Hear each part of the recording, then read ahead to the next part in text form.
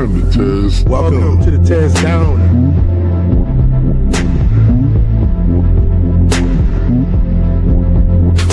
Welcome. Finally, Tez.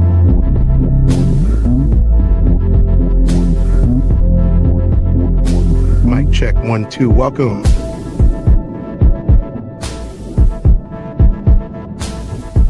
Welcome to the Tezdown. Party time.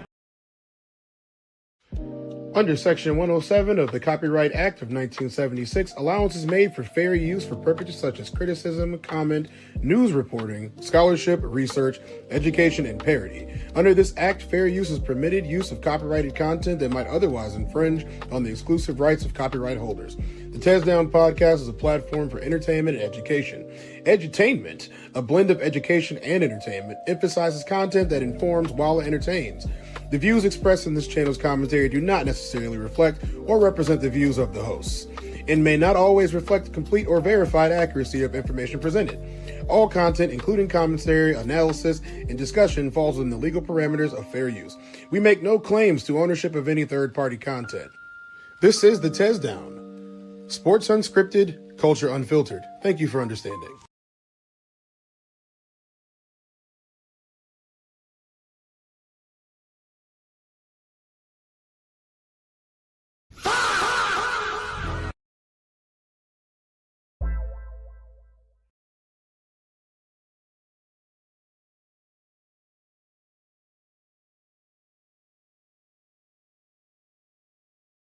Are you making another beat, Daddy? What up, nephew? And Genius is my dad. Hey, Lay. Classic. Bass. Hard times ain't nothing at all. Really come from a struggle. Move around Michael Buffer. Always ready to rumble. All that mean is off the muscle. Y'all can't match my hustle. Screen bucket, that's a cuzzo. Bigger key to no muzzle. Lately I'm feeling exhausted. Think I'm tired of being humble. Coach all on the duffel. Chip on my shoulder, you don't want to ruffle. Where I come from, everybody is cut. Could've been dead, I'm just doing what I'm up for. My old homie jumped off the roof. I tried to shepherd, he was nuts. So life, win or you lose, you gotta pick it or choose. Inspired, chose to win. Now I'm wearing furs on a cruise. The shortest path always straight. Why you all in your own way? You scream YOLO to be goofy instead of using that to be great. You black, you should be proud. Bro, what are you talking about, man? It's gonna be a ton. I'm running up the rate. My name on your tongue. I'm coming up the ranks. Consistency so consistently is the recipe. I cannot lose. My options in life is win, succeed, or win. How can I choose? I'm damned if I do, I'm damned if I don't. So damn it, I think I'ma do.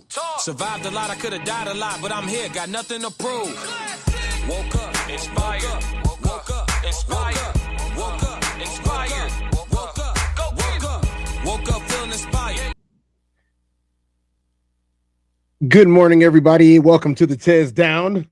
Or should I say good afternoon? It is good afternoon now, right? Right? Okay, yeah, we got good. We're gonna go with good afternoon for this one. How is y'all doing today? We got a show for you today. Yes, we do. Erika Kirk is not happy with Druski or black folks in particular. Meta, Facebook, YouTube all had a court case today. We're going to talk about that. And we're also going to get into millionaires versus the middle class and what it means for the rest of us. So without further ado, let's get our banners up. Let's get them. Let's get our banners up. Let's get ready to do our thing today. We're going to start off with Meta is found liable in today's story. What you need to know, what we need to know about it, what's going on. We're going to watch it. It is a breaking news story. Let's go, Meta.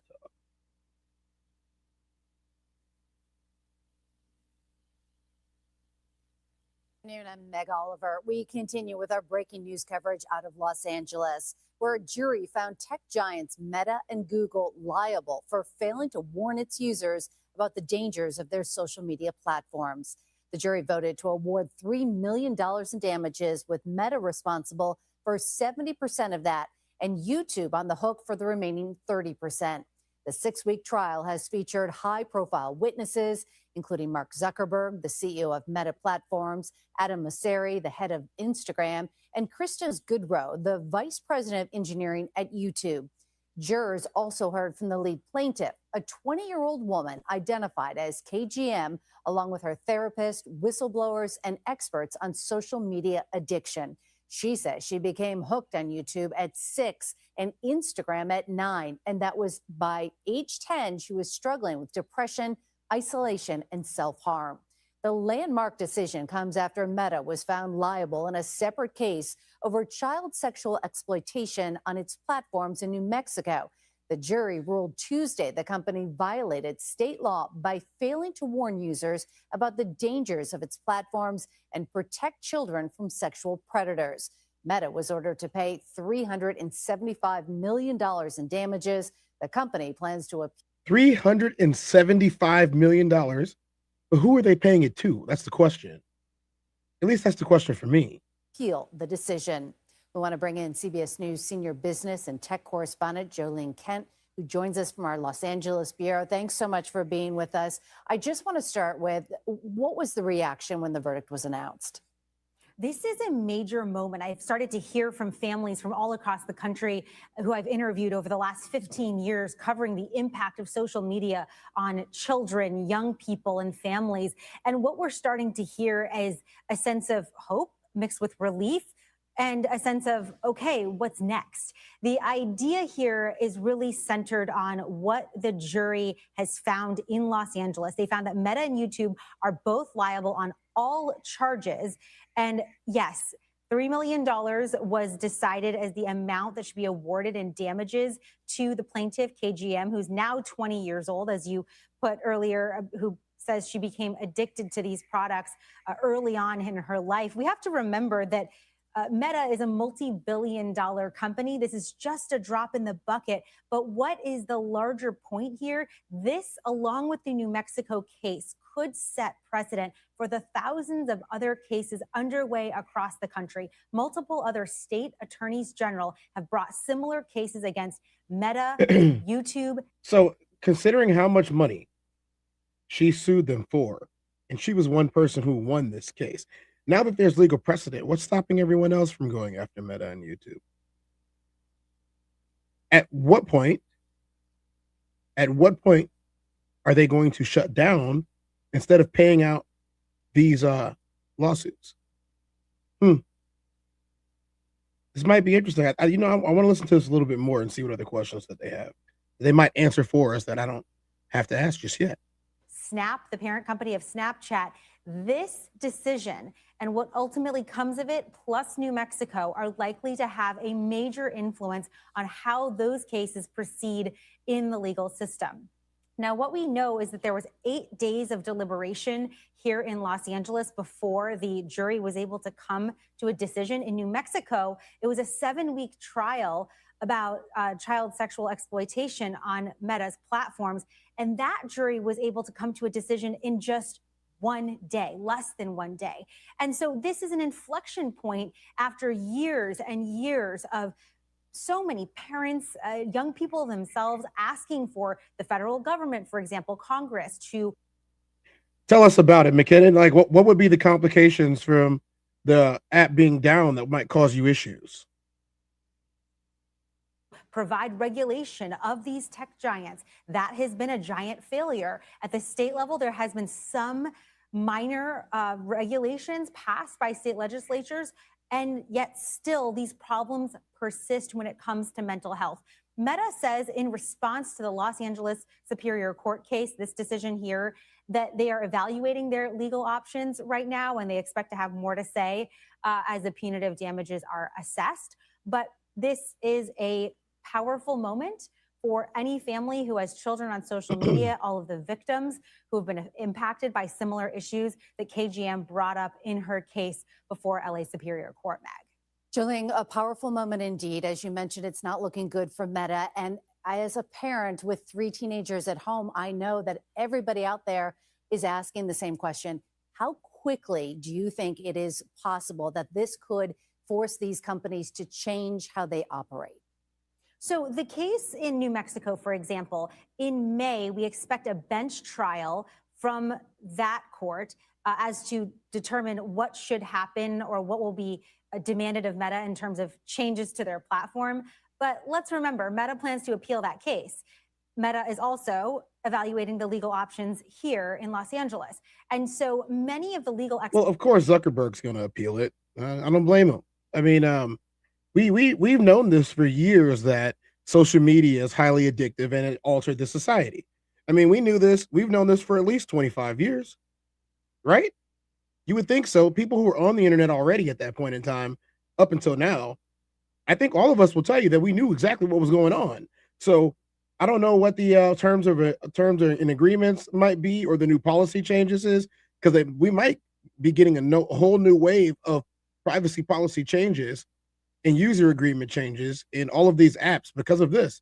We're going to find out. Experts we've been talking to have said this is probably eventually headed in some consolidated form to the Supreme Court. You also have a major federal case in Oakland coming, a multi-district litigation, and that trial, I believe, is expected to start in June. And so when you put all of this together, plus all of the other court cases, changing these platforms will require a major heavy lift, and it will have to be specific in nature. And so it may very well end up at the highest court when it comes to any change that you or I or your teenagers or our kids in our communities would actually feel on their smartphones in these apps. You can definitely feel the momentum building, as you mentioned. What have the reactions been like from the parties involved? So Meta has said it's evaluating its legal options in LA. And in terms of the New Mexico case, they plan to appeal. We've heard from some of these advocates. Their emails and texts are rolling in right now. They say that this is an encouraging moment, that these companies are being held accountable for designing products that addict and harm children. Others saying that it's revealing that these conclusions were drawn by these two juries. And in the case of the multi-district litigation that's coming later this year, the lawyers there say they look forward to presenting their own evidence of misconduct that they allege that was conducted by Google and Meta, as well as TikTok and Snap. That's what I was looking for, McKinnon. Thank you. Certainly just beginning, even though this is a major watershed moment. But if you look back at what happened here in Los Angeles, you had CEO Mark Zuckerberg, who you just saw on the screen there, in court, presenting his case with his legal team directly to the jury, at times, a very tense, a very challenging situation in court, but saying that, they did not design these products to be harmful to young people. They did not design these to be addictive. While, the plaintiff side bringing in evidence saying that there were internal memos that showed that this company wanted to increase the number of hours that young people were spending on Instagram, on Facebook. And so that's what the jury had to parse through over these 8 days, asking multiple questions of the judge. And here we are today with a verdict. And while $3 million, for most people sounds like a lot of money, it's a minor, teeny tiny drop in the bucket for a company like Meta. What is more important here is what the final outcome is after this. I would imagine we may see an appeal or some kind of additional legal action. What that ultimately is. We're going to see an appeal from it. We're going to be sticking tuned to try to catch it. But let's catch up on this chat a little bit. What's up, guys? How y'all doing? We got Passport SCO, International SCO in the building. What's up, the lovely Chanel? Nice to see you in here in the morning. McKinnon's in here. What's up, McKinnon? How you doing, man? Tristan's in here too. What's up, Tristan? Tons of Mice. What's up, Tons of Mice? Tons of Mice said, my third wife is addicted to social media. Her search history is filled with something called McKinnon Hub. I wonder where she would find that at. McKinnon said, these apps being down means we can't advertise on it and find customers. But I don't care. I would much rather these apps get burned to the ground and companies be forced to market themselves properly. Yes, I would also agree that it would behoove any marketing person to brush up on traditional marketing skills at this point in time. Yeah. What's up, Kira? How you doing?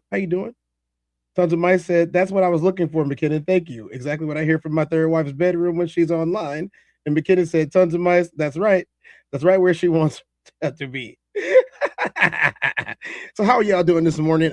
As you guys can see, we're going to have a whole lot more that's going to be coming down from this. This is not even close to being over when it comes to the lawsuits that are be coming from parents and let's just call it thirsty parents trying to get money because they let their kids be addicted to the internet and also themselves. So, for me, it's just one of those things where I'm like, these are easily avoidable things that if you would just, I don't know, parent your kids, you might have been able to avoid. Why is everyone so fucking stupid? Why aren't more people intelligent like me? Now, speaking of some really freaking stupid stuff, it's a nice segue, if I do say so myself. But speaking of some stupid stuff, we got Erika Kirk versus Druski. Erika Kirk has decided that she was going to call on her MAGA allies, whatever the fuck that's supposed to mean, to have her back against the comedian Druski. And this, ladies and gentlemen of the Tezdown, this is what it's all about. Druski decided that he was going to do a skit / a performance comedic portrayal of Erika Kirk. And as you guys are well aware of, and if you're not well aware, I'm going to fill you in on it right now. Erika Kirk has been on a tour reminiscent of professional wrestling shows, including her husband's funeral after he was gunned down mysteriously at a Utah college while giving a speech. If you guys have been living under a rock, you didn't know about that, but I told you anyway to catch you up so you can have some context as to who this lady is. This is very similar to a movie called White Chicks. And this time the character is just Erika Kirk, in my opinion. So let's just go and we're going to watch it together, guys. What do y'all think about it? Was Druski wrong for this? Should he deserve some type of a backlash? Erika Kirk didn't take too kindly to this. She tweeted about it. And McKinnon says, I've rarely felt no sympathy for a widow, but she makes it so easy. Why is that, McKinnon? Why does she make it so easy to not feel sorry for her losing her husband? Get on your feet, We're praying for all the soldiers and troops. That's great that you're praying, but how about all the kids that died when the USA hit the towers? It broke my heart. That is the. In what ways have you grown closer to Jesus? I serve a righteous God. And that is why we say our prayers. And we are all his children. But when I say children, I mean like the holy, blessed Trinity, which is why I hold the Bible.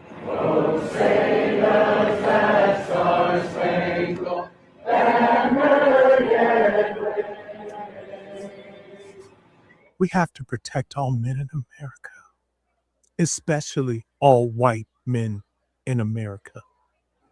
Those are the boys that we care about in this country.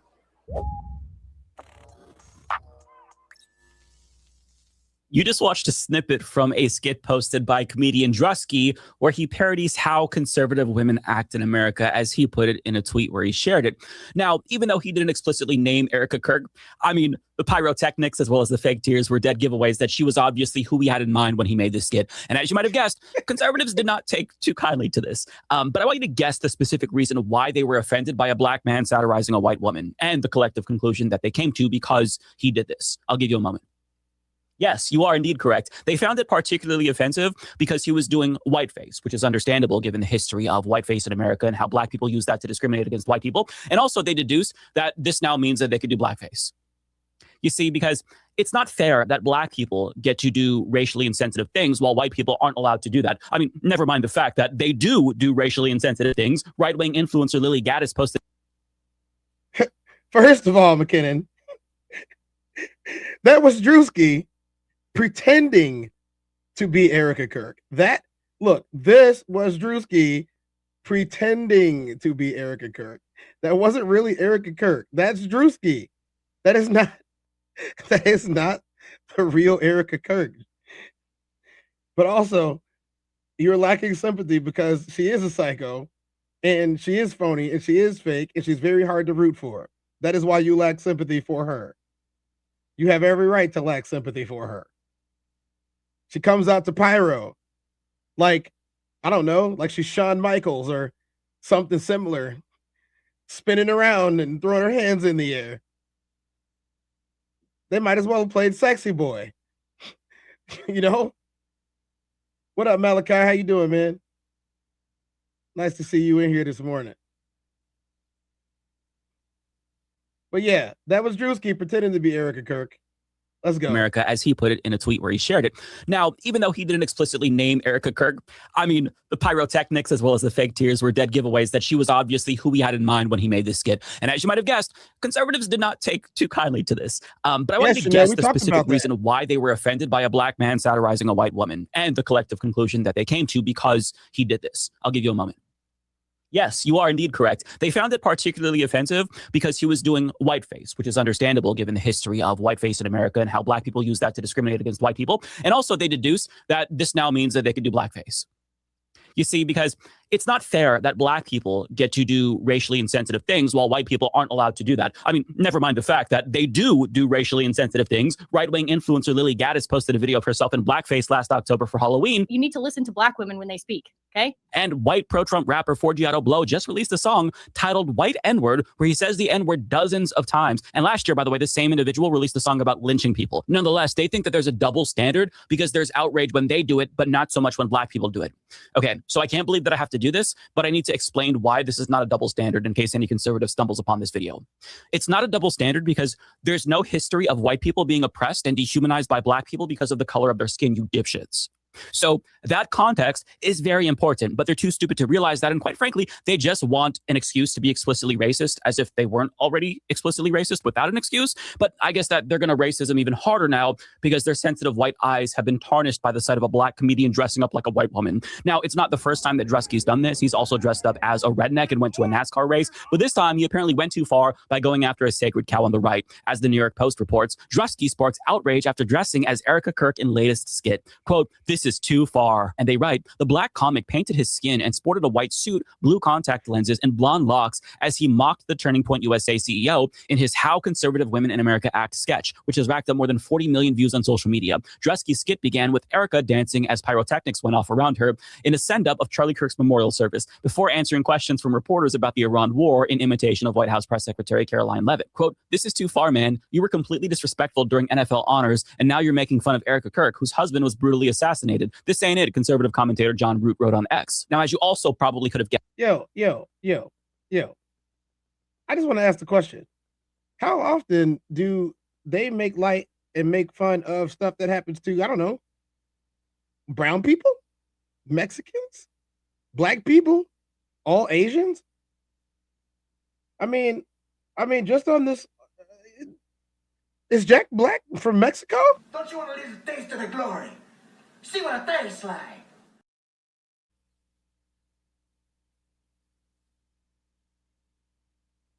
Is he? Shut your stupid ass up. Say that, folks. Hey, Steve, I'm just trying to tell the truth here. Okay. Let's see what the chat's got to say. What's up, chat? How y'all doing? Lovely Chanel said the Birth of a Nation was all blackface all the way back in 1950. Yeah, we talked about the Birth of a Nation a couple of weeks ago on one of our Black History episodes. I think that's before you found us, or me in particular. But yeah, this was definitely something we talked about, and I think everybody should check it out, even if it offends you. McKinnon Marketing, you mean to tell me that wasn't Erika Kirk? Nonsense. I saw the cold sparks and the Bride of Chucky eyes. It had to be her. I'm telling you, it was Druski. I'm telling you, it was not Erika Kirk. It was not the real one. The Lovely Chanel. Well, they started it as a film. Yes, they did. They did start this as a film. Tristan Lewis said, and now we wait to allow all the undercover racists to show themselves. That's right, Tristan. Classics in the building. What's up, Classic? How you doing? I told y'all before, if y'all give me a tag, I got to go ahead and play it.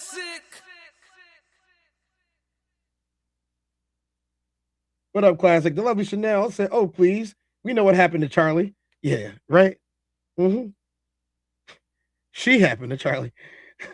They're using her husband's death to avoid her criticism, which is scary.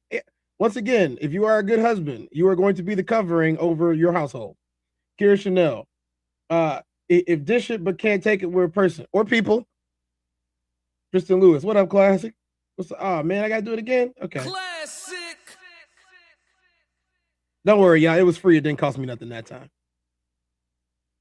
As to the conservatives who are clutching their pearls here are complete fucking hypocrites. For example, the man who was quoted in that article who said that Druski went too far also tweeted about how George Floyd's killer was fentanyl, not the cop who had his knee on his neck. So these people don't have a leg to stand on. And I guess that they think that we forgot about how they all just said a couple of years ago that cancel culture was bad and that comedy was legal again under the Trump regime. Nonetheless, I do want to share some of their salty responses with you because the amount of white tears caused by this one comedy skit may be enough to flood the entire country. So here's just a few examples. Clay Travis writes, Erika Kirk's husband was just assassinated in September. It's March, and a black comedian is putting on whiteface and mocking her in a video. Honest question. If a prominent black leader had been assassinated and a white comedian put on blackface and mocked his widow, what would happen? You guys would cheer for it and share it all around. Of all conservative women in America, why her? This woman is still grieving. Making fun of a widow whose husband was killed, go fuck yourself and your people. That your people there is, Whoa, it went to 12, didn't it? Wow. McKinnon, where are you, McKinnon? They talking to you. They're talking to you. What you got to say, McKinnon? I'm talking to you. Oh, what's up, Roxy? How you doing? Roxy in the building, y'all. Tristan said, now look at that. Tristan said, your people. Oh, y'all think this is still a game, huh? You really think this is still a game? I'm laughing because it's ironic. Yeah, go support them if you want to. Go support them if you want to support this type of stuff. This right here. Because they said they don't want to talk to me. I have just a few tears for her dead husband. I have just as few tears for her dead husband as for Erika Kirk. Shame. Shame. Shame. Oh man. Trisha said, honestly, the irony is wild to me. It is. We're going to keep on watching it. That's a little bit suspicious. I wonder who he's referring to there. Imagine being a fat piece of shit mocking a widow whose husband was gunned down in cold blood. Go fuck yourself, you little fucking arsler. Now, Lily Gaddis, the lady who did blackface herself, was also offended because, of course, and she chimed in writing, now do Jews. Because, you know, of course, they're going to let their Nazi freak flags fly. But there's more. LOL, blacks use the Bible as a prop for comedy skits now. I guess it makes sense for something whose kind is doomed to hell. So I guess that this Nazi is saying that all black people are going to go to hell. So he's not surprised that they would make fun of a white woman. I mean, Jesus Christ, these are all just Nazis. Whites gotta be prideful again. LMFAO. Fuck these people. These people. I mean, they are really saying it here. Now do blacks. Well, never mind. You probably don't want to post a bunch of murder on your timeline. Jesus Christ. Sir, you are a racist. So being a racist POS is a thing? Yeah, read the comments around you, buddy. If this is the content of their character, it's time to bring back blackface. What would happen to me if I mocked someone like Michelle Obama if something happened to her husband? If blackface is unforgivable. I don't show it all the time, but deep down inside, like, I slap shit out of all y'all. Can I ask a question, like, chat? The irony is wild to me. But chat, when did any of this end? Because they're acting like this just stopped all of a sudden, and none of them were ever doing it anymore. When did this end? This happens like 5 to 6 times at least a year in popular media, let alone people on the street. I would play a Chappelle Show clip right now, but I can't play nothing Chappelle without getting sued, I guess. Tristan said, I'm deleting all apps. Peace out. Oh, it's okay. It's okay, Tristan. Indeed. I just want to know when it stopped. If somebody could tell me when all this type of stuff that they're complaining about stopped in the United States, at least I stopped. Wait a minute. It's still going on today. Matter of fact, we're watching it right now. I guess I can't stop, y'all. racism. I think whiteface should also be unforgivable racism. Black comedian Druski puts on full whiteface, blonde wig, and prosthetics to mock Erika, Kirk, and conservative women in America. Imagine the meltdown if a white comedian did blackface to clown on Cardi B, Megan Thee Stallion, or any strong black queen trope. Career canceled in 5 minutes. Endless think pieces about racism. But Druski gets a pass because it's just comedy when targeting white conservative women who actually get married, have kids, build families, and fight for borders, faith, and sanity instead of OnlyFans, therapy bills, and regrets at 35. Yeah, I don't think that you're giving him a pass, buddy. It seems like people are ripping him a new asshole because they're so offended. This opens blackface for everyone, by the way. I never want to hear shit again about blackface. Never, hypocrites. Willing to bet you'd have a much different reaction if someone did the same type of thing about George Floyd's family or black Democrats. You guys already do that, so shut the fuck up. Quote, they, I wonder who's the they that they're referring to, are making Druski go through the humiliation ritual before they're willing to start putting him in movies. Now, I have to read you this person's bio as well because it's too good to not share. Married, in parentheses, to a woman, MAGA Lana Del Rey stan, winner, I swear to God, this is real. Winner of Nick Adams' Alpha Male of the Week. Political analysis and diet discussed on Reddit. Okay, all right, look. I realize that the majority of people that are watching this probably have no idea why this is so funny or why I am barely keeping it together as I am trying to read it as well. I am not going to explain. I don't have enough time for that. But you can take a screenshot of this right now and then later on look it up and you can laugh too. But I'm going to read this crash out from Pericles. Pericles at Perry Alpha, married to a woman, had to clarify, MAGA Lana Del Rey stan. This is his bio. Winner of the Nick Adams Alpha Male of the Week. Political analyst and diet discussed on Red Scare. Follow up Pericles. 1K. You need 2 more Ks, Pericles. But you also need help. A lot of it. Love it, Chanel said Robert Downey Jr. did in Tropic Thunder as comedy, and everybody loved it. She didn't say that part. I did. Everybody thought that was awesome, and nobody complained, except white people. He did too good of a job, and they liked it too much. The Cassie Jewel said, hey, what's up, Cassie? How you doing? Welcome to the show today, Cassie. I got to get off of this because this is crazy, but I'm gonna let it rock out a little bit. That's scary. That is quite the resume. A certain group of people you won't go after. We know why. I wonder who that group is. When's the liberal woman one dropping? Aw, does someone need attention? POS. Dom Lucre says, despite her being taunted by smaller creators, we share a responsibility to know when something is too far. Her husband actually was killed a few months ago. Actually? Actually,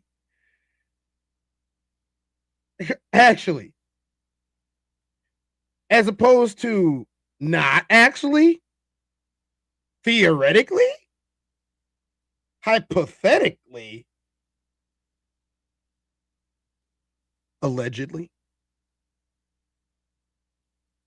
See, sometimes people just throw words into like sentences when they're writing because they make it feel like it has just extra added oomph, right? Just pound it a little bit, little, give it a little the gusto. You know what I mean? Just, make it sound like it's something.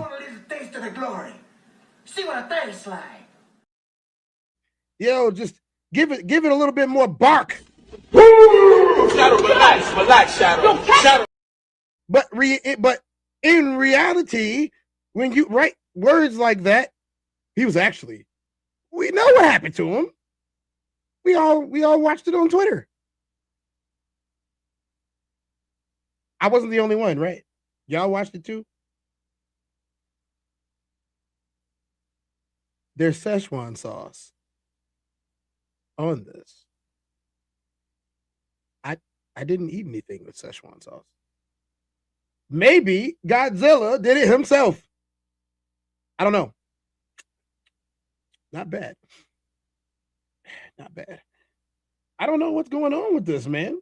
I really don't. But why would you do this to yourself, number one? And number two, we know what happened. You know what happened. She knows what happened. Y'all don't have to remind us because y'all keep talking about it over and over and over again. Like that's the first time that anybody had that happen to them in public. I got a whole list. If you want it, and a lot of them weren't celebrities or politicians either. They were just random people going to grocery stores, getting Skittles, drinking Arizona sweet tea. They weren't bothering anybody. But people like this turn those type of people up against those types of people. It's kind of funny how that works, right? So you could be, a political thing that happens to you based on your opinions, and you're inciting people to do things against other people, or you could just be a kid walking down the street going home after getting some snacks at the grocery store. But apparently those two things are equal in the society that we live in today. Their actions were equally antagonistic, correct?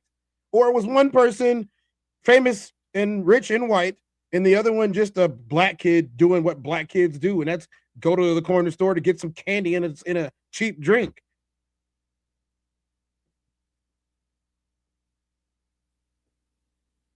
In what country can a kid not have fruit punch and Skittles and it not be okay? It's punishable by death. Punishable by it.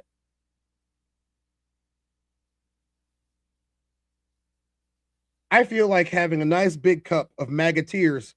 So I hope you guys are going to have a nice cup of MAGA tears too this afternoon. You can go viral with ease, but why does it have to be at the cost of a family this time? Now, somebody very quickly pointed out this tweet that he made about George Floyd, where he said that he was stocking up on George Floyd Black Friday merch before Walmart sold out. So, yeah, I'm assuming that George Floyd's family was hurt by that, but, they don't have any self-awareness, so not too surprising. What are you talking about? What are you talking about? This didn't happen. It's AI. Right? No, this looks to be legitimate and credible. With 1.5 thousand likes and 174,000 interactions. I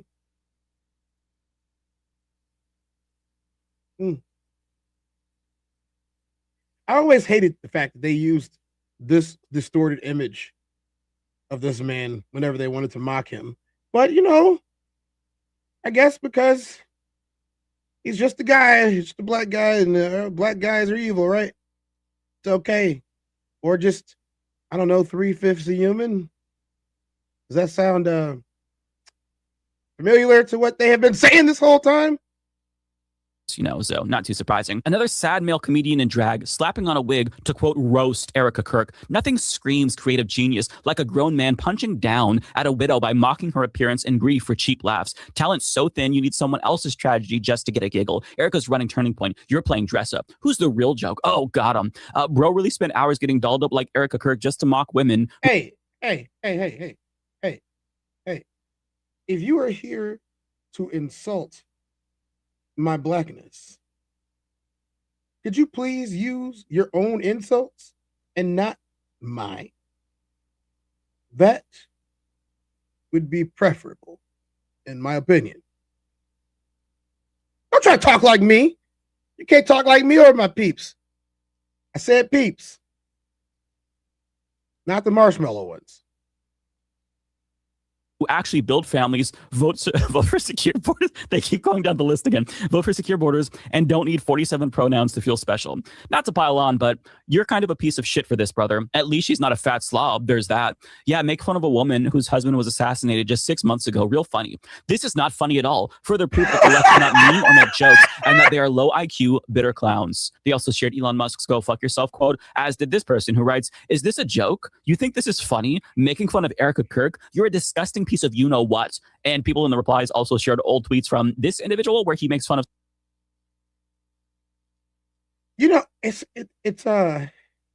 anyone explain to me why it's been approximately 6.5 years and people are still bringing this up with George Floyd? Here's the thing, though. I totally understand why people have opinions about it, but I'm asking, why is this becoming such a thing right now?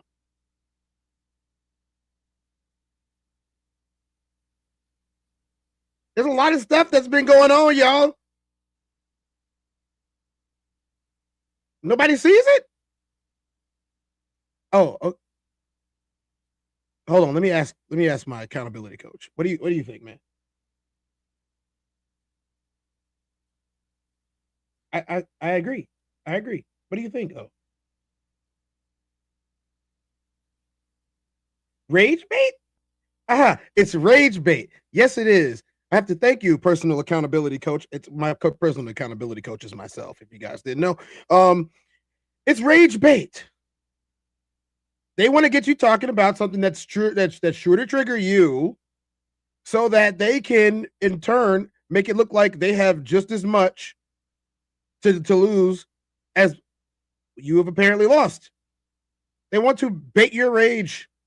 That sounds disgusting and not exactly. I'm not saying that anymore. Not today. Snowflakes were being triggered, and also jokes about George Floyd, because of course. And we are barely scratching the surface, but you get the point. There was a lot more angry replies to that skit. And, you know, if you took the time to go through the post history of every single one of these individuals, you'd almost certainly find them antagonizing liberals for being triggered or complaining about cancel culture or them saying something terrible about George Floyd. But I mean, these same hypocrites have the nerve to pretend like a skit about Erika Kirk is beyond the pale. None of the shit that they do is beyond the pale, but if you touch one of their sacred cows, that's beyond the pale. See, this is why nobody takes you seriously anymore, conservatives, because you're inconsistent. You don't even try to be consistent. And the real double standard is that you think you're the ones who are allowed to say whatever you want, but everybody else, they get to be tone policed and canceled, even though you say cancel culture is bad. But I guess it just applies to you. And I just love this. They're like, how could you mock Erika Kirk, who lost her husband just 6 months ago? Motherfucker, you didn't even wait 6 minutes to start mocking Renee Good after she was assassinated by ICE. So spare me the fake outrage. They didn't even wait 5 minutes. They didn't even wait 5 minutes to start mocking that lady. They didn't even wait 5, sir. I don't even think they waited 2. I think there was somebody in the crowd, and I think one of the ICE officers snapped the pic and was like, look at this goofy. Right away. What the chat talking about? What's up, y'all? Pericles is precisely why I cross my fingers anytime a social media app is down. Hoping you can finally stop giving Nimrods a platform. I've been saying it for years. The idiots get voices from these platforms. McKinnon said, isn't Turning Point dropping insanely fast since she took over? Yes. Yes, it is. Both the stock, the attendance, it's been kicked out of a couple universities. It's ending. And there's nothing that anyone can do to stop it except take it. But that's not going to happen. The Love Chanel is losing it. McKinnon said, I love that he keeps calling Erika Kirk a cow.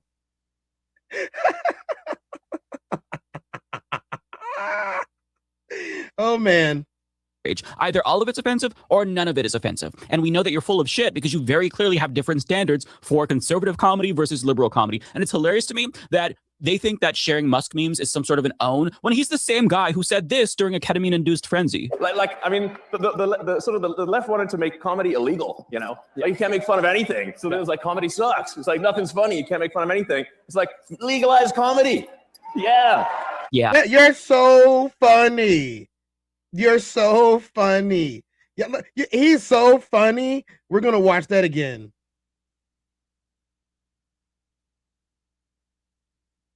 The left wanted to make comedy illegal, you know? Like, you can't make fun of anything. So then it was like, comedy sucks. It's like, nothing's funny. You can't make fun of anything. It's like, legalize comedy. Yeah. Yeah. But you see, when they say what's up, Miss L Bay?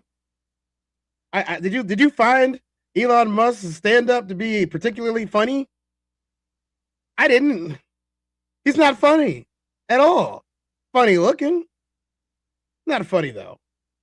Comedy, it means comedy that they like specifically, in particular racist and transphobic jokes. But you know, they're still allowed to cancel other people if they think that their jokes go too far. It's what they say is acceptable, and everybody else just has to follow their rules. They don't have to follow their rules, but you all have to follow their rules. So in case you weren't keeping track, offensive jokes about black and brown people and LGBTQ plus people and Muslims, those are acceptable. But offensive jokes about white people and multimillionaire. Hold on, I have to give this man some props because he said it correctly the same way that I say white people. White with 2 T's. She said Elon is about as funny as genital warts. I would not imagine that to be particularly entertaining at all. I wouldn't know from personal experience. but I also would never want to find out.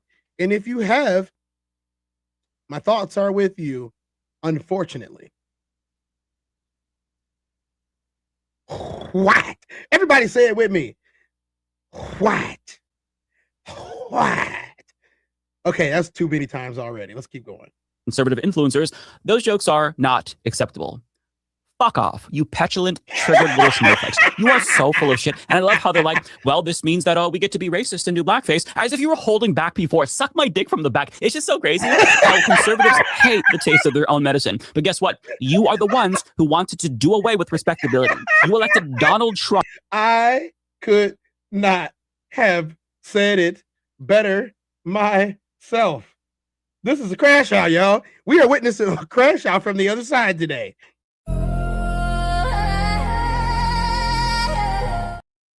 People and multimillionaire conservative influencers, those jokes are not acceptable.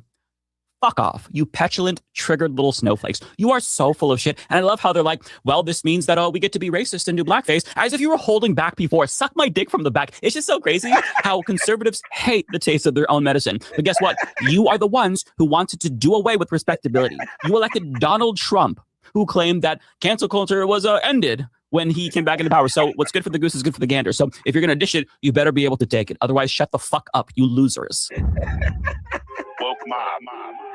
Hey, I thoroughly enjoyed that. I thoroughly enjoyed that. I'm going to be giving this guy, I'm going to be giving him a subscribe. That is the Humanist Report with Mike Figueredo. And I'm going to give him a subscribe. That was too good. Let's like it too. That was way too good. I'm sorry, I laughed when he said that. He said SMD from the back.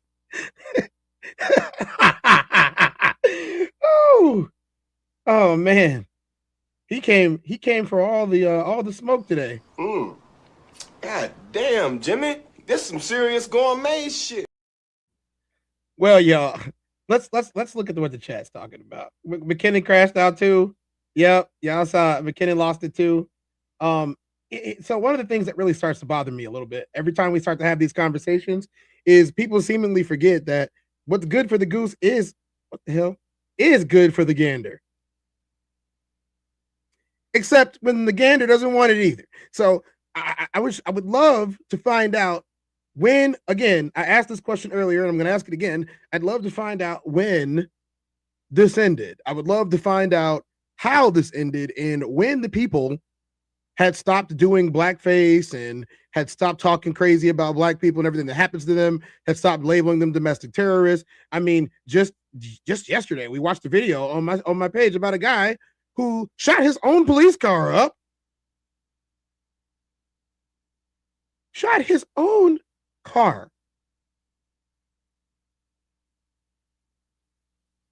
22 times because he was scared of the black man. 22 times. Did y'all forget, or do I need to show y'all again?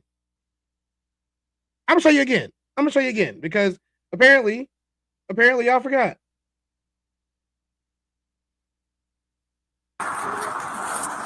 I'm pulling out, do a full search.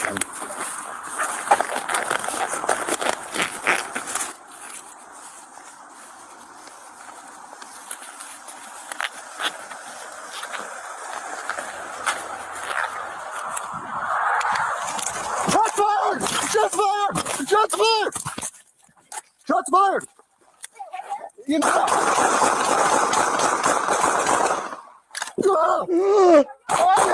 I'm hit! You're hit. Okay. What? In the car! Shot through the car! Oh!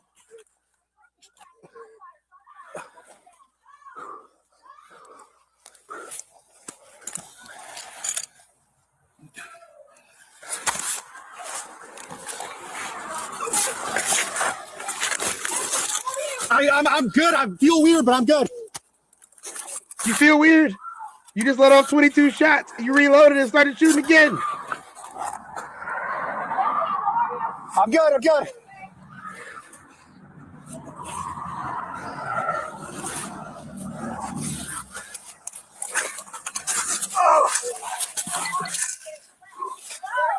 I don't know. This was called a corner disposition. This guy, an Acorn hit the police car and he started shooting up the car that had a guy inside of it that was handcuffed behind his back in a vehicle that had been searched by 6 officers. Six of them. Are y'all just afraid of black people? Just, just keep it 100. You're afraid of black people. You're scared. Why? We don't know. But you are. Are black people the boogeyman stories that are getting told to make people act like this? It was Candyman, I swear. It was him. No. You can't tell me that if this would have happened to, I don't know, even Dylan Ruth, even if they would have did this to Dylan Ruth, don't you think that the people would have been pissed off about it? A little bit. A little bit? No? Okay. Well, it is 1:42 in the afternoon on this lovely Central Time. And I think that it is time for a lovely stretch break.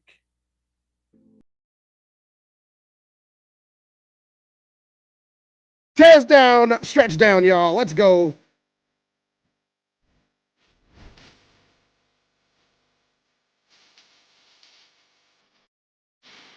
Get a good stretch today, y'all. It's a little chilly outside. We got another cold front coming.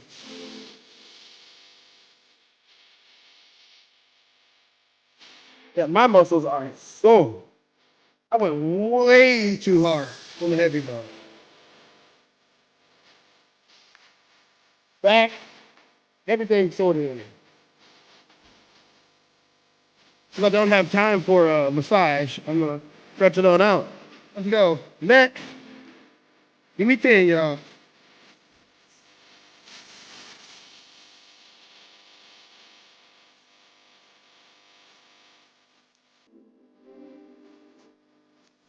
Bend the other way. Let's go.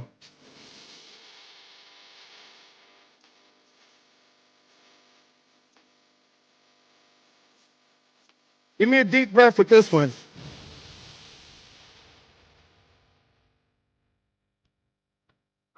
Let it all out. Let's go. Let's go. I love our stretch breaks.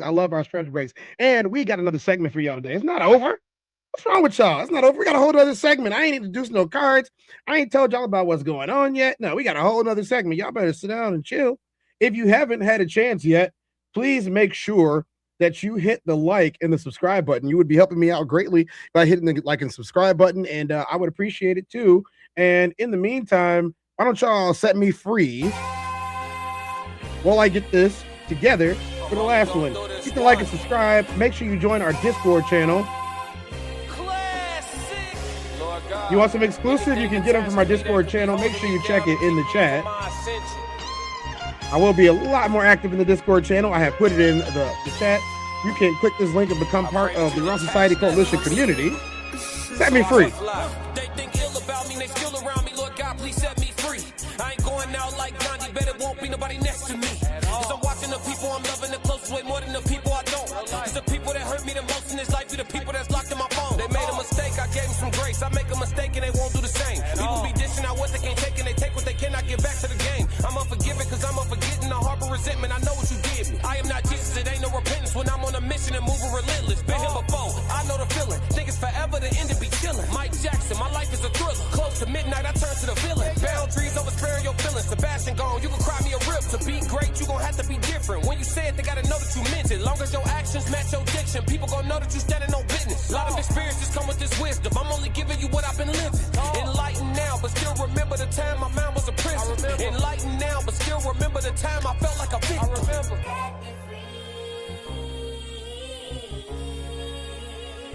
Huh? Talk. Enlightened now, but still remember the time I felt like a victim. Classic.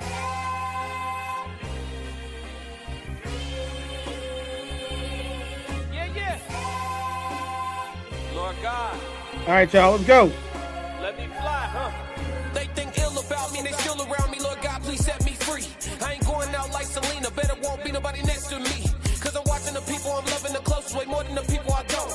Cause the people that hurt me the most in this life be the people that's locked in my phone. Come to people I'm already knowing. People fickle, coming and going. People different when weather is storm. Some people pull over when it start to pour. Some people pull over when it start to drizzle. Some people foul, I can't get a whistle. Make it or miss it, I'ma keep shooting my shot like a pistol. I need you to hit me, I need you to feel me, I need it clear as a crystal. For all of them, I gotta go get us. This language I'm talking is different. Keep cracking the code, stacking your dough and using these. Why you ain't saying nothing? I'm only gonna do this once. You always knew I'd make it in the beginning. Why you ain't say nothing? You believed in me the whole time, for real? Yeah. I couldn't tell. You was around me from the beginning. Why you ain't say nothing? Why you ain't say nothing? Seen them hard times couldn't kill me. Why you ain't say nothing? Why you ain't say nothing? Stages I'm on getting bigger. Now you wanna say something. But watching my story all winning. Why you ain't say nothing? Why you ain't say nothing? Why you ain't say nothing? Why you ain't call? Why you ain't say nothing? Why you ain't say nothing? Why you ain't? Damn. You was around me from the beginning. Why you ain't say nothing? Why you ain't? Stages I'm on getting bigger. Now you wanna say something? Put that on my soul. So the Raw Society Coalition is on tour, everybody, and we will be in Columbus, Georgia on June the 6th. I'm like, man, we're going back in time. June the 6th, 2026. Make sure you guys take a screenshot of this flyer. And we're going to be there. We're going to have a good time there. And we, if you guys can make it, you should go ahead and make it. We're on tour. We're on tour. You know, I would play the video again, but we're on tour and we're going to make sure that you guys get as much of us as possible in the meantime. And that is why I'm here with you on the afternoon on a Friday. For once, it's not Friday the 13th. It's the 27th today, March 27th. Yeah. It's got to be a significant day for somebody for some reason, right? Right? But if it is, or if it isn't, you guys can go ahead and take a screenshot of this. And then I have another screenshot for you. You guys go ahead and take a screenshot of this as well. This is not the end of the show, guys. I'm just doing it in the middle today, switching it up a little bit. Give us a nice little break in between content. There we go. This is where you should subscribe to. This is the Raw Society Coalition.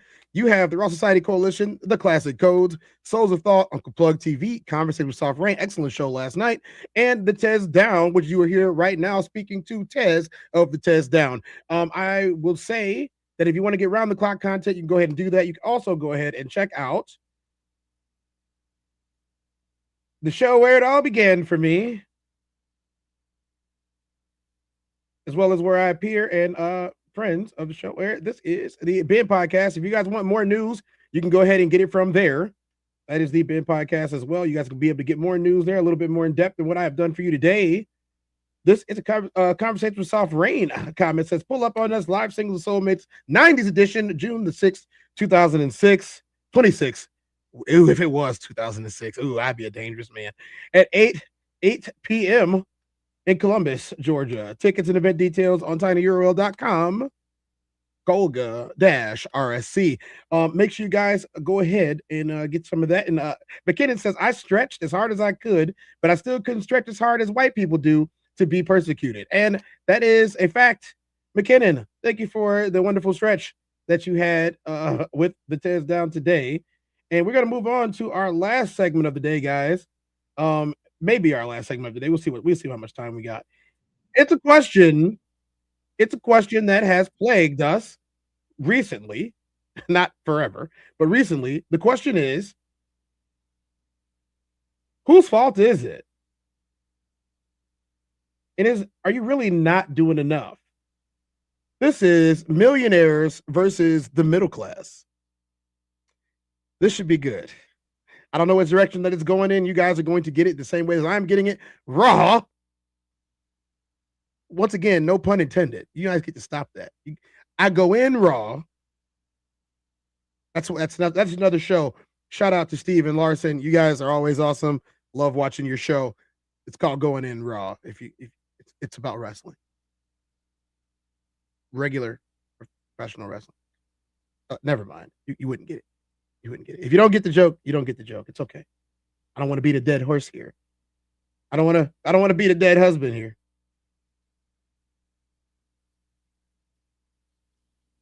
That was tasteless, Cortez. School, like we're just trying to like get out of poverty. You know, if it's my resume and your resume, but I know the guy, I'm gonna get the job. Like, That's a privilege. which is luck. Yeah, No, it's a privilege. It's an institutionalized privilege. You would all agree that I have two different types of immigration, right? There's illegal immigration, there's the people who are breaking the law and crossing the border. Some people are lucky and some people aren't. It's just that simple. And it's hard to accept. The world's a cruel place. Oh, this is gonna be crazy. This is gonna be crazy. This is, I didn't even know. I didn't watch that much of it, so I didn't know that they were gonna hit all these topics at once. If they're gonna hit all these topics at once, I need a great big cup of MAGA tears so I can watch along with this and you know, drink them because it's bitter and salty. All right, tough crowd. Do you think you're accepting of the system because it's worked for you?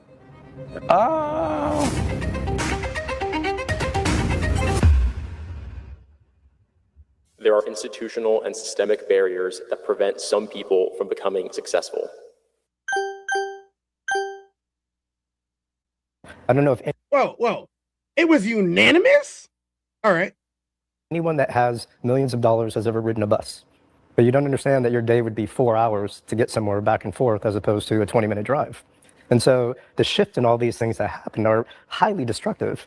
And it's not that people become lazy, it's because they become overwhelmed. Education, access, knowledge, accessibility to almost everything. redlining. But that's like how complex adaptive systems work. The number one determinant of outcomes is your initial conditions. Like that's biology. That's how the complexity systems, that's how the universe is designed.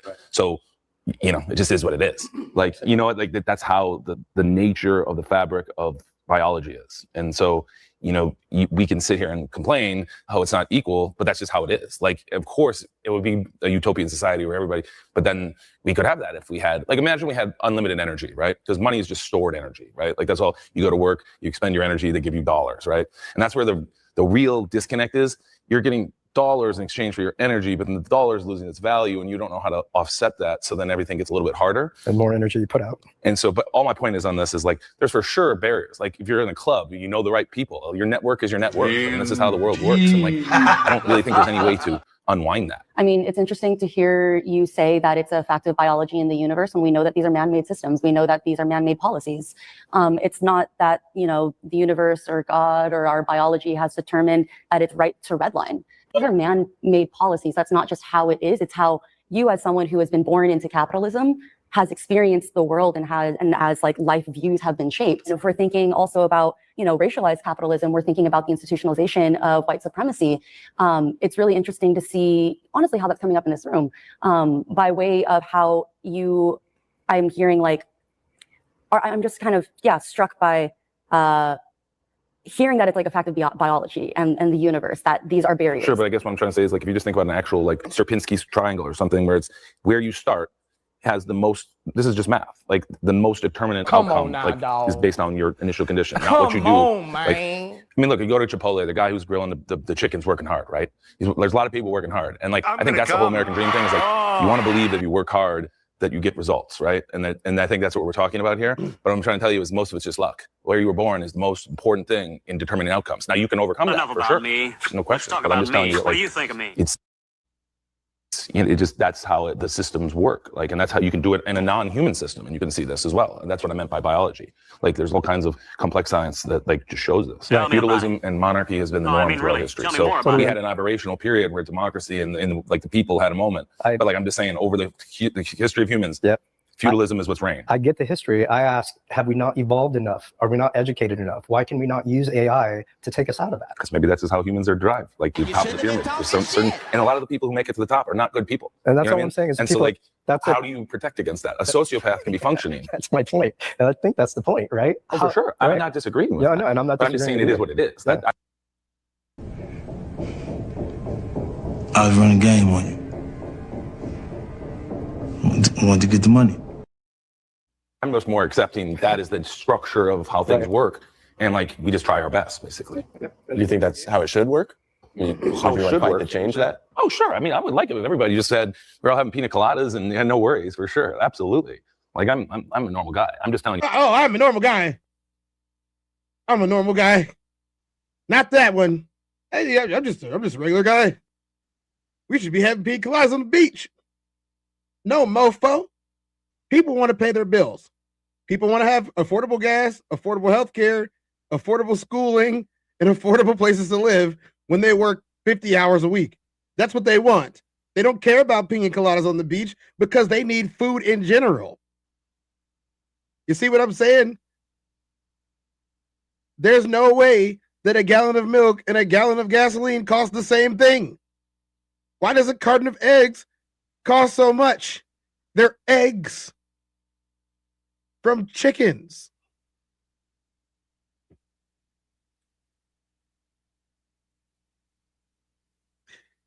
Maybe those people don't have those things because you keep saying stuff like, well, wouldn't it be nice if somebody did something about it? Oh, not me with all the money. I'm not going to do anything at all. No, I was talking about you. I said it would be nice if you did something about it. Or you. You do something. That like I'm accepting of like how systems work versus like, and everyone try, we'd be nice to have other people. Do you think you're accepting of the system because it's worked for you? Wouldn't it be nice? Am I accepting of the system because it's worked for me? I don't know if it's worked for me. I mean, there's been things that have not gone right in my life, but no, I'm just accepting because I'm kind of a philosopher or science person. Like I just look at how things are and look at history. I mean, yeah, sure. I mean, I've had a nice life, so I guess I'm just more. It's easier to have that position. Let's put it that way. I'll agree with that. There's definitely a bigger and growing gap between, Oh my God. In the middle of cleaning Szechuan sauce off one of my favorite hoodies in the world, I have to stop and say, this man just said the words, wouldn't it be nice? I'm going to agree because I've had a nice life and it's been kind of easy because I was privileged. So maybe I can agree with that part. Yeah, I've had a great life. I can agree with having a great life from my privilege. No more Szechuan sauce. No more stickies on my shirt. See, I know how to clean stuff off really good. Y'all didn't even see it because it was the same color as Godzilla's scales in the back, or splana, whatever they want to be called. McKinnon Marketing said, there's absolutely barriers. And I know this is intimately because I came into my own success by fucking lying. That's just the truth. Now, I did learn my shit and did what I said I told them I could do, but that door wasn't opening until I lied to make it open, and I'm not even sorry. We were struggling to buy groceries. You didn't just spill on the hoodie. I did. I don't know how, though, because I don't eat Szechuan sauce. I don't eat Szechuan sauce. So I don't know how this sauce got on my nipples. It's there, but I don't know how it got there. I'll clean it off for you. Tons of mice said McKinnon would still buy that hoodie. Would you?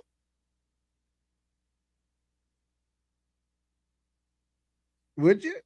Okay. The ones that do not have anything and the ones that have everything, simply because that's how economics work these days. The investments opportunities, and you can multiply them much more versus people at the bottom. They pretty much living paycheck to paycheck, right? Sort of like they cannot think about investments and savings. And so at first I thought when you mentioned biology, I thought, well, maybe you're talking about survival of the fittest, right? Because you think about the evolution. I'm always talking about survival of the fetus. The fetus must survive in order to ensure the next generation has a place to carry the bloodline and the name. It is about survival of the fetus, sir. Multiply them much more versus people at the bottom. They pretty much living paycheck to paycheck, right? Sort of like they cannot think about investments and savings. And so at first I thought when you mentioned biology, I thought, well, maybe you're talking about survival of the fetus, right? Because you think about the evolution. The people who live in paycheck to paycheck, they find extra time, and because they're ambitious, because they want to grow, because they want to achieve American dream, they want to grow better and get better and better. In this case, they kind of slowly rise up, and so there is an opportunity, again, pure due to the evolution, to go up, right? On the other hand, the ones that already have plenty, the billionaires that are in the world, I mean, you know that typically by the third generation in families, wealth disappears. So like, whoever's on top, they eventually is going to go down versus there is always an opportunity for people to go up. And so again, if they believe in evolution, in this case, survival of the fittest, people are going to succeed. Hey, Like think about elite universities. I am 100% a survival of the fetus person. If you so choose to get pregnant and progenate, I hope you have survival of the fetus as well. As like a gateway to better life, and I have lots of friends who went to Ivy League schools that didn't, let's just say they went to got in, and they didn't have from the right family who their father went there or something, and they're moving that away. They're starting to remove that at Stanford and other schools to give more opportunities to other people, which is a step in the right direction, right? To your point, like we can do things. But those schools are 100,000 a year, like USC or something, and so the opportunity still isn't there. Whatever it is that they're doing, right? I think it goes way deeper than that. I think that the limitations that are put on us are a result of choices before. It's a very slow and patient game. I mean, the people from the Reagan administration and the war on drugs that took the fathers out the homes, that made the moms single parents, who had the kids on the streets, like we're treading just to trying to keep up.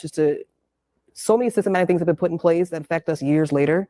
That Ivy League school, like we're just trying to get out of poverty, or we're just trying to graduate school. I just think it's a slow, intentional on how they put these barriers in, and we are fighting the results of that. So I can't even think about Ivy League school. It's, I was just giving it as an example of right. trying to make it where there's more opportunity, because that is a place where then it can give you more opportunity. And that's just one example. And in general, the people if they're people who have power, or it's easier to go up knowing somebody versus here's my resume. If it's my resume,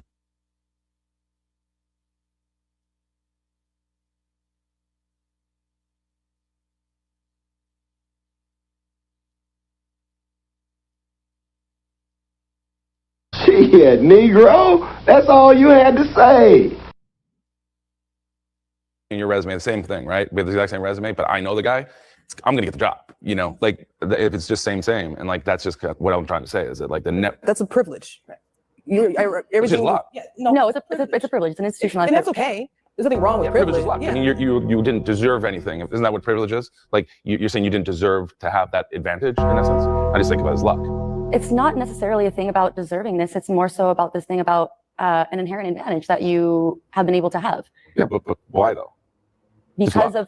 Because of us operating in systemic and institutional barriers. A system that kept you privileged. Right. But again, I didn't choose to be born the way I did, or anybody. This is we're born sick that. shit. Just, some people are lucky and some people aren't. It's just that simple, and it's hard to accept. The world's a cruel place. Yes, you did. Sorry, it's just the truth.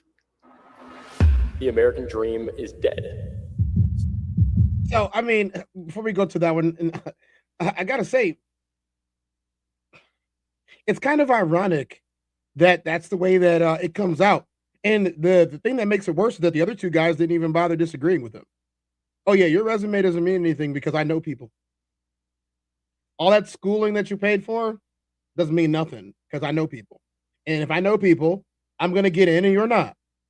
I'm big, you're small, and I'm just lucky. And there's nothing that I should feel bad about because I'm just lucky.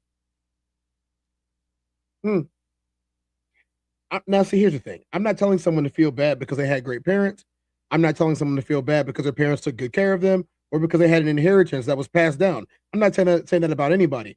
What I'm saying is you inherently lack the ability to feel what other people are feeling who weren't gifted the way that you were, who didn't have privilege the way that you were. Ironically, you described exactly what privilege was, but then denied having it. You wanted to call it luck instead. I guess that's a privilege too, to be able to rename things that you didn't invent or create. The next section is the last section we're going to do from this show today on this subject. It's called "Is the American Dream Dead?" And we're going to see what they think about it. I'm going to tell you, I think the American dream was always dead and it never was a real thing. But for the purposes of this show, you better learn how to lie like me. I'm going to find me a white man and lie to him right now. Real quick, my name is Mark. I'm editing this video right now. You might have noticed this channel. if you look at the numbers, America is still the #1 country for accepting immigrants in the world. You know, more people are trying to come here than anywhere else in the world. And, you know, perhaps to them, that's because the American dream, you know, is still alive. This must be a little bit old because right now most countries are not trying to come to America because America seems a little bit crazy. Are we not currently trying to dismantle that dream? I mean, the very thing that we're watching on No, TV definitely not. That's totally you know, different. It's not. That's completely different. Yeah. Well, the immigration. I mean, it just seems like immigration. You would all agree there are two different types of immigration, right? There's illegal immigration. There's the people who are breaking the law and crossing the border. Like I grew up in a country where if you cross the border illegally, you're pretty much immediately shot. So you try to actually live in a country where if you leave the country, you're going to be immediately shot. So like that kind of thing did not exist. And so I know, again, me and many of my friends, we all kind of like went through quite significant amount of effort to come here legally, apply for visas, wait for not the asylum. Some people came for the asylum as they were persecuted recently in Russia.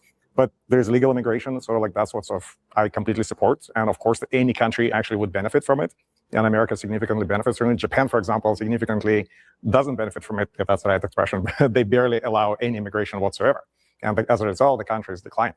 But here, illegal immigration is plentiful, but illegal is, I totally do not support that. It's interesting seeing the perspective from people who come into the United States, what their perception of American dream is, and people who are already here or generational who are here, and what our version of the American dream is. Well, I mean, there's a definition of its upward mobility, right? It's sort of like you, over time, maybe compared to your parents, maybe compared to yourself, you start to live in this country. There's an opportunity here for upward mobility, right? And if you, through hard work and perseverance, that's kind of like in general, there's many other aspects like luck, and sometimes it's whom you know and some other things, but it's primarily hard work and perseverance. You can live better. And the other thing about America is like we haven't, when you look at like the science and technology scores, we haven't been in the top 10 in a long time. But you know what America always is #1 at? Confidence. And I've been an entrepreneur since I was 27, and like that's really what it takes. You just have to be confident. You just have to go out and take risks. And Americans are still the best at that. Like there's no one in the world that'll put up against the risk taking, the confidence to go do stuff and create stuff than Americans. Like we're not the most educated. Like there's lots of problems, but time and time again, Americans they play to win. And I don't know. I mean, like there was the declines, and it's easy to be negative, and like especially right now, I can feel it and I understand. But it's like I don't know. There's something about it where people believe here. They still believe, and like their belief is being challenged. There's no question, but people still believe, and there are opportunities without question. There's just more. I just think it's just more people. There's more competition than there's just a lot more people than there were 30 years ago. But I also feel that our arrogance sometimes, our confidence goes to arrogance. And the arrogance is something that can become a little bit offensive. And so Americans are kind of pushing in a way that, I don't know, it's almost like stepping on toes at some point. Yeah, but I think like I lived in Italy half the year for 13 years, and like the arrogance, and I have lots of European friends, the arrogance there is very different. It's an entitled arrogance. There's a little of it now, but it's like, I'm just meaning that like people are willing to go after it. That's what I mean by confidence. I appreciate that, and I do get that. Yes, I do. What? I think there's a large population of Americans who are not privileged with the opportunity to have arrogance, because what they are dealt with is survival, and there's never an opportunity to get on level ground to even start to have the arrogance. Generationally, we're trying to put ourselves in a position so we can be a part of the race. So when I say it's your perception of what American dream is, for one population, American dream may be the whole family coming together and getting one house, or getting out of poverty, or adding to your portfolio. I just think it's really based off of the.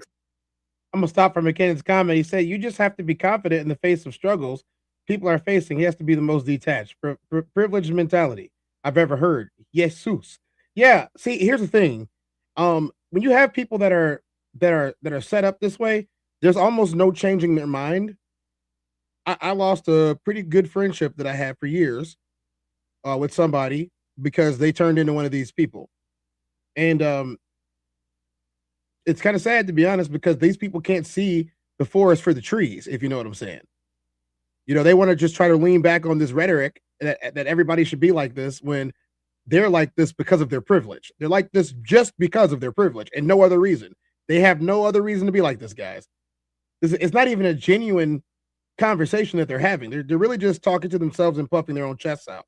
I mean, look at how, if you don't believe me, look at how the conversation goes and how he addresses them. Experience, the vision, the experience in which you've had access to even know what's possible. So, yeah, I think as I hear all of y'all talking, there's a couple of things that I want to address. You had mentioned when you came from Russia with $1,000 in your pocket, you worked for a year and a half, you saved up some money, and were able to put down money for a house. And it's really important to acknowledge that these were really different circumstances to be able to achieve that beforehand, right? Like we are constantly evolving. I'm thinking about, you know, my mother who came as a Cambodian refugee after the genocide, and she was able to attain what someone could consider an American dream. I grew up, you know, upper middle class. And even then, it's interesting because as the American dream evolves, so does what is required to maintain that evolve. It's becoming so much more difficult to maintain that dream. We know that you're so much closer to falling into houselessness than you are actually being able to move upward into being rich. I guess I raised my hand because as soon as I heard the word American dream, I raised to support it, not because I believe that it's that. So my answer is completely the opposite. I grew up in the Soviet Union, and so there's no American dream. Everything is all related to whom you know, and whether you can bribe people at the right time, right? So there was like barely any upward ability unless you fall within certain families or you make the right friends. So I came to this country just over 30 years ago for an American dream, and I'm living it. And so like over the time with hard work, with perseverance, you know, and it's been achieved. And so many of my other Russian friends and other Europeans whom I know, the sort of Latin American people, they came and they achieved pretty much the same thing. They come, they get good education, and they come here, they get good work, and then they succeed at life. Not everybody is achieving the sort of, you know, necessarily the same level as I did, but, you know, many of them achieved more, many of them achieved a little bit less. Do you think if you arrived today, as opposed to 30 years ago, that the same thing would happen? 100%. Do you? 100%. Because I do the same thing happening still. People come here, sometimes they're already educated somewhere else, sometimes they come here for education. If you get a good education, if you have, you know, good enough brain, then you expose yourself to good professional opportunities, and those professional opportunities, or maybe you just become an entrepreneur, right? So, and then you have an opportunity. Was she a lot lizard? Swamp lizard? In this country to I see where your perspective is. People who come into the country don't necessarily have to deal with the systematic issues. You get to come with the privilege, so you don't have to face some of the obstacles. But I do believe that the American dream is still a thing. I think the original conception of it back in the Gilded Age, where it's like a white picket fence, that idea is dead, but it's a evolving idea. The more access that I have, the more my perception of American dream changes. And while there is a wide wealth gap, the majority of the millionaires in the United States don't come from trust funds. They're self-made. So I think the original American dream was to dedicate 20 years of your life, 30 years of your life doing a career that you hated in hopes that one day you don't have to do it anymore. I think the new American dream is doing something that you love so you never have to retire. So for that reason, I believe that the American dream is evolving. There's always been systematic barriers for us. That's always been a thing. It's just kind of how we overcome that and utilize what we have today. You have to use a historical perspective, right? Think about how much more opportunity there is now than 100 years ago, 200 years ago. Actually, that's been proven to be a myth as well. I think I like her analysis of the way that she broke this down. I'm not necessarily agreeing with them though. And here's why. I understand that there's a certain amount of umption and gumption that you have to have, and a certain amount of belief that you need to have in yourself, as well as what you are going to do to get ahead in the life that we are living in this place. I am one of the people that has said that I cannot be stopped and I am inevitable, and that I'm going to make something no matter what.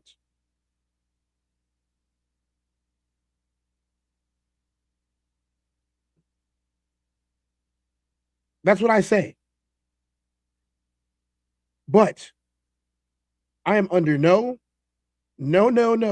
What's up, boys? What's up, Jojo? How you doing, man? I'm under no misconception that everyone thinks like me. I am under no misconception that if you did think like me, that you could replicate my success in any of the fields that I have been in. It shouldn't have to take that much. I do believe that. It should not have to take that much. The reason why I believe that it shouldn't have to take that much is because the same guys that these three right here, it didn't take them that much. As far as the question that was asked, if you would have immigrated to the United States 30 years ago compared to today, do you think that you would have an easier time? Yes, they would have a much easier time 30 years ago than they would today. Yes, they would. Yes, they would. In 1996, 9/11 hadn't happened yet. That means that even traveling, immigrating itself would be easier, especially from Russia. Now, if he would have immigrated, I don't know, 20 years before that, he probably would have had way more problems trying to leave Russia. right? So 30 years, 50 years today, things are much harder today than they were 30 years ago. That's a fact. If you don't believe me, go and check out the financial reports from 30 years ago, and you can see what the American dollar bought 30 years ago compared to what the same dollar buys today. Oh, that's right. Many of us who have aged to 30 years and more, we know because we're trying to buy your houses, and you're racking them up 5 to 6 times what they're actually worth. So no, the money does not go as far as it did when you started. And yes, you were able to make all of your money and you get in and take his system and rob all of us and all of our futures. And we're told to get it how we live. And if we do get successful, then we really earned it. Except none of you guys earned it. None of y'all earned it. You just had it the easy way because the systems that were in place allowed you to get there. And now you wanted to slam the door on us and lock it with a double padlock and decide that we're on the other side and we're not getting to the other side. You don't care about us at all. You continually rob us of our futures through rampant capitalism and selfishness. And then want to tell us about the virtue of hard work while you're on vacation all the time. You said it first and earlier.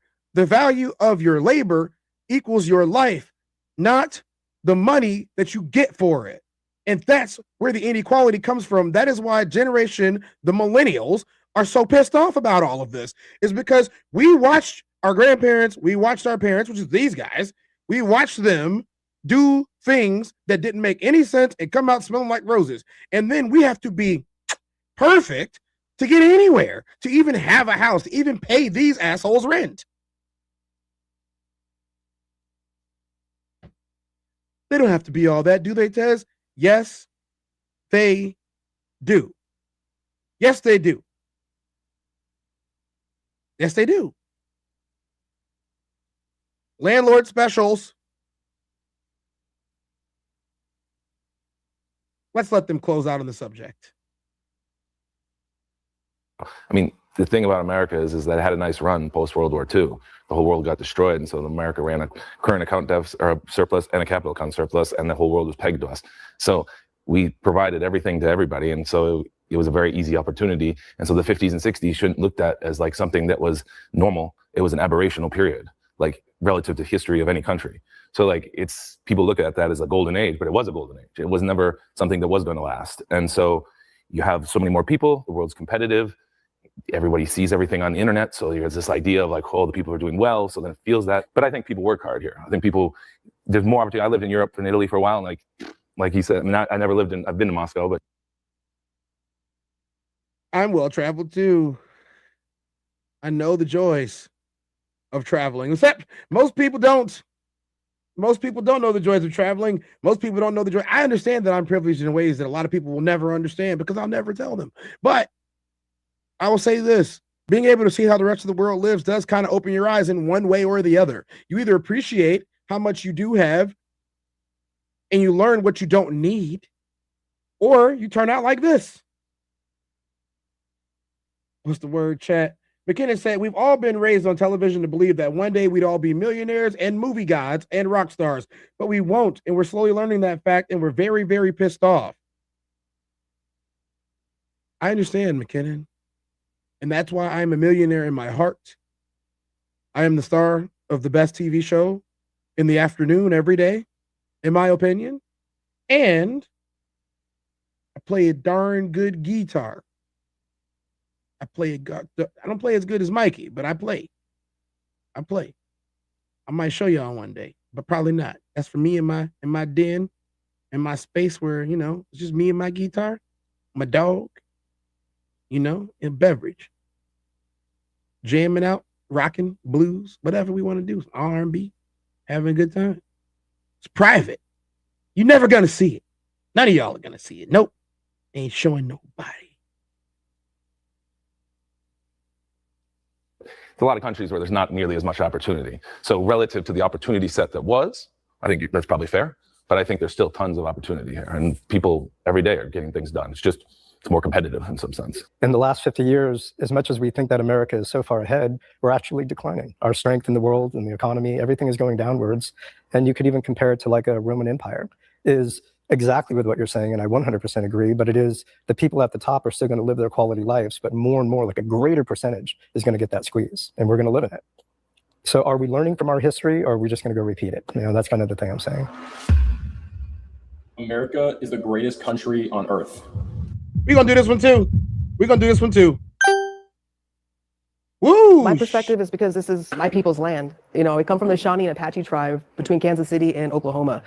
This land is rich. This is the original Egypt. So to me, because my roots run deep here, He said can't relate. this is the most place that I feel home. There have been catastrophic events to many populations on many continents around the world. But this land, this Tezdown. soil, this place where we are, this is my home. And Yeah, that one because of too. that, this is the best place. I am exceedingly proud to be an American. Like, I have always loved the fact that I'm an American, that I'm here. And I feel like America has lost touch with community. Like, we've just started kind of tucking everything away the way that you would put like a old grandmother or maybe like a mentally challenged person away in a room and not let people see it when they come over. It's like we used to support Americans. I used to feel that, and I don't feel that. Yeah, and we did used to support Americans. There used to be all types of people that were trying to make sure that the Americans were great. They did. Instead, now it's MAGA versus everybody else. And unfortunately, a lot of these people, not these people, but the other guys on the other side, they subscribe to the same ideologies that they do because they're millionaires. And they have, there's nothing that they want for everybody else other than for us to shut up talking about it. You heard what the guy said earlier. He's just lucky. He's not privileged. He wishes that everybody could have been born into that lifestyle, except, you know, he has no ability to help make it happen because he doesn't want to. See, again, I will press this point again.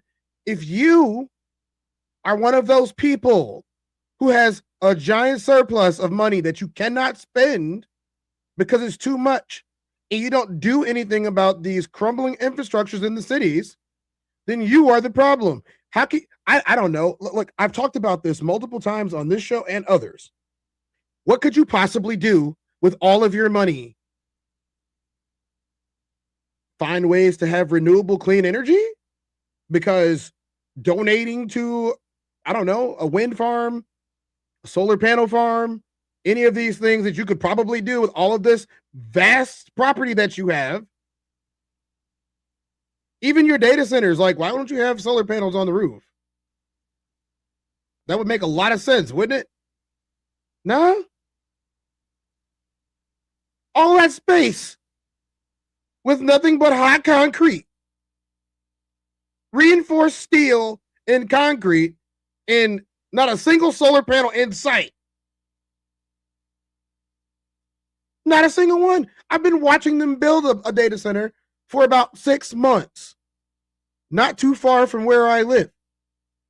The funny thing about that is you wouldn't know where that is even without knowing, because it's happening everywhere.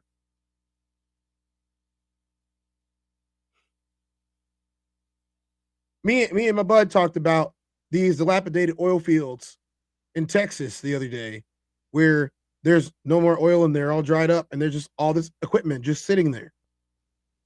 You could have just transformed your oil business that's no longer an oil business into a solar farm. You got the space, or a wind farm, just put up turbines, and now you can still get more energy that isn't oil. Or is the binary in thinking destroying your ability to understand what you're doing? Well, I have all this money and I can't do anything. Well, look at the cities that are around. You can help rebuild something. Write it off on your taxes. No. I'd rather cheat.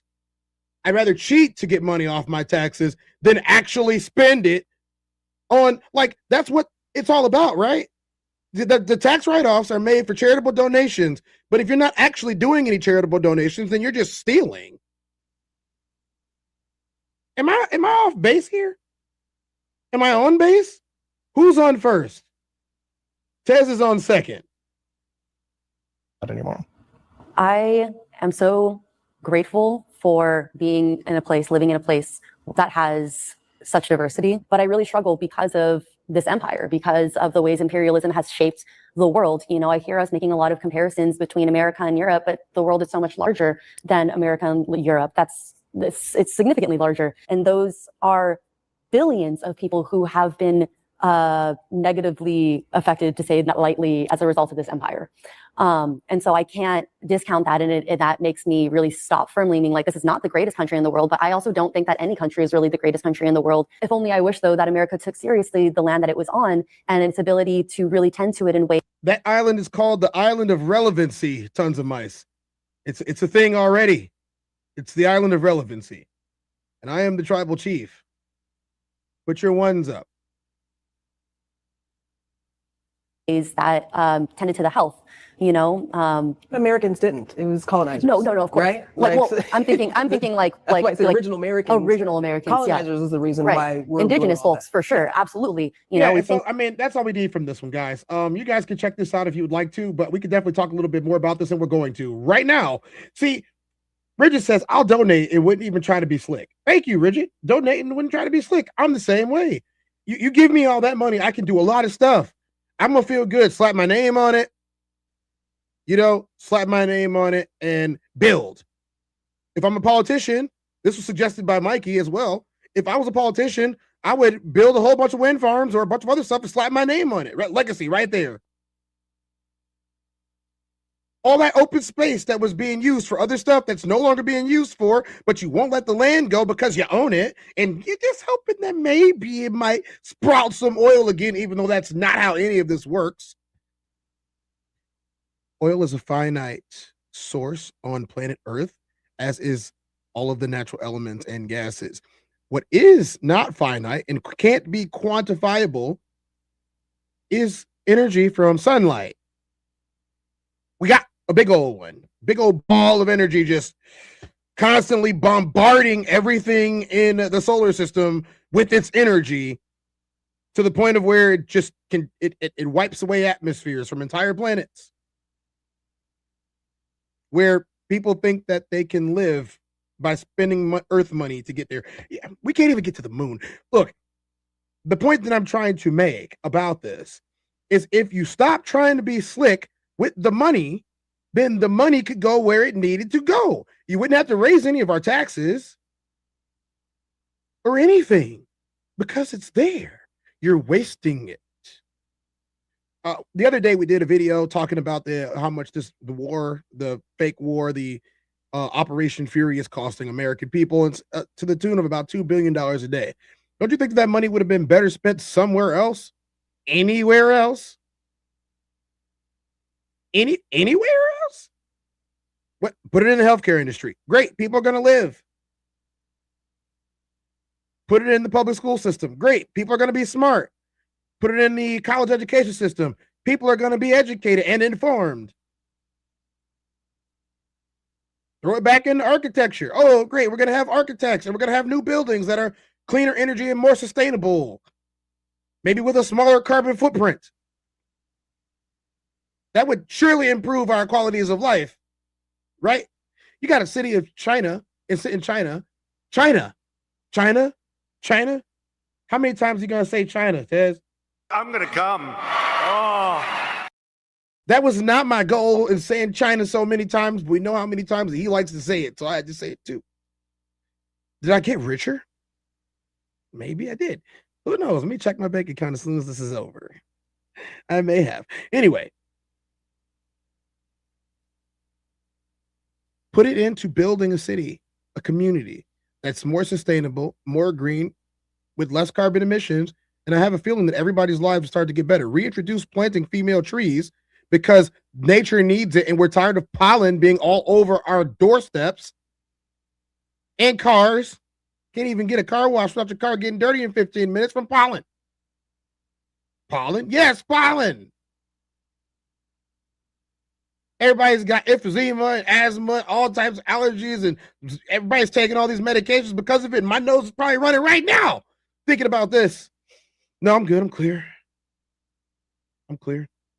You see, just thinking about it made me stuffy. All of these things are super easy to do, and they don't cost as much money as what they're spending every single day on a war. And all these people are supporting it. All of them. Because they're idiots. They're not smart. There's no intelligence there. Look at the cabinet if you don't believe me. They're not smart people. Most of them didn't graduate anything. They were just given everything. Oh, that person's a doctor. They have an honorary doctorate. They didn't even attend that school. Okay. All right. I'm saying. $2 billion? If you guys didn't know, so just a day of what was spent on this war would have funded like Bernie's plans for education. Y'all remember Bernie Sanders? I do. His plan for education didn't even cost that much. And everybody would have got educated. Let me help you guys real quick.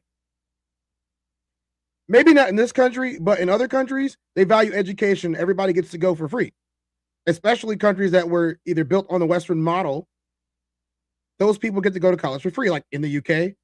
I have any of my UK people here right now to corroborate this with me.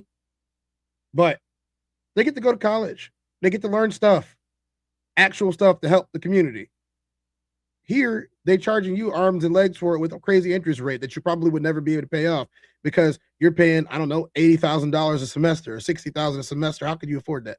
$75,000 a semester. You don't have any job. You don't have any money unless you're privileged or you got a scholarship, usually for sports or something like that. One of the special arts, you're one of the top 5 people in the country. But what about everybody else? A smarter country is a better country. A smarter country with smarter people, it's always going to be a better country. It's probably going to have, lower mortality rates, probably going to have higher birth rates. It's probably going to end up having a lot lower, what is that word I'm looking for? A lot lower crime rates. Yeah, because really, really smart people don't really truly have a penchant for violence. They kind of subdue it with logic, because they weigh the cause and effect of everything that happens. Yeah, you know what? I think that today we have done a really good job of talking about everything that needs to be talked about. We talked about Druski and Erika, Kirk, and her calling all maggots, whatever, maggots, to come forward and combat the brutal whiteface by Druski. We also had a pretty decent time talking about Meta and YouTube getting found liable for that woman's case against them. And now we're talking about millionaires versus the middle class. And once again, we found out that millionaires just don't understand the middle class. But there was an interesting question that was brought here by people in the chat. What's up, chat? He said, Richard Vibration said, where's the low class? Not represented. Because there is not one. There is just millionaires, billionaires, and everybody else. There is no low class anymore. It's not here. The golden Tez girls. I don't have those. Millionaires leave with only 400K. He said, I'm joking, but it's more like 600. Tons of Mike said, don't have to worry about data centers in Arkansas. No data here. Rigid Vibration said, I'll donate and wouldn't even try to be slick. Yeah, I'm of the same ilk. So, I appreciate you guys for showing up today. Today was a good episode. I got some things I got to do. It's been a good week, guys. Make sure you go back and catch some of my episodes this week. We hit some really hardcore, tough topics earlier. No pun intended. No pun intended at all. I'm going to come. Oh. But I thank you guys. One more time for Mikey. Thanks for showing up today, Mikey. I got to get you too. Blah, blah, gay sex, blah, blah, Congress. You guys go ahead and give all the peoples a follow. We did this at the mid-roll of today's show. And I will see you guys Monday. It's a long weekend for me. Or maybe tonight. We'll see how I feel tonight. Have a nice afternoon.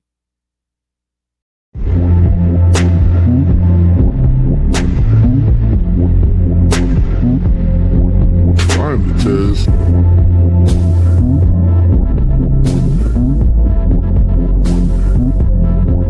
Finally, Tez. Welcome to the Tezdown.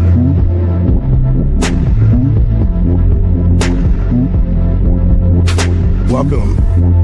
Finally, Tez.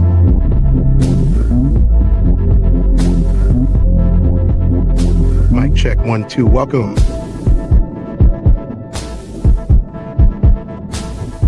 Welcome to the Tezdown. Party time.